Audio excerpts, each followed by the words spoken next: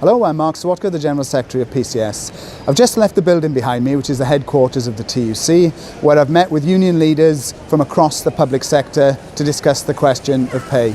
At that meeting, it became clear that many public sector workers, particularly those in health and local government, have received pay offers, and their unions are now balloting those members on whether those offers are acceptable.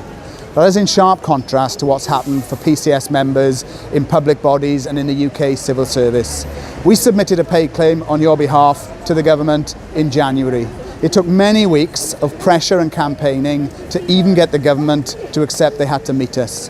Meet us they did, however, just before Easter.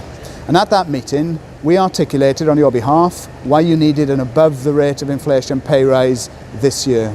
The government listened very carefully to what we had to say, and they have undertaken to write to us by mid-April with their response to that pay claim. Now, we're hoping that response is positive and that we'll have a series of national negotiations on the question of pay. But of course, it may not be positive. So our job as a union now is to ensure we do everything we can to be ready to ballot for industrial action if we have to put pressure on the government. And that means now we're asking you to get involved in the union. Make sure you attend any pay protests at the end of April. Go and see your local rep as to how you can get involved in our pay campaign. Sign our petition and look out for all of our circulars, emails and publicity on why we deserve a pay rise and how we're determined to campaign to get one.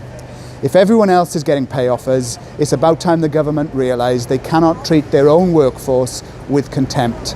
If other employers have made cases to the Treasury for extra funding, it's time the civil service did that on behalf of you as hard-working civil servants. Let's hope they talk, let's hope they agree to our pay claim, but if not, let's be ready to campaign and to ballot to achieve pay justice this year.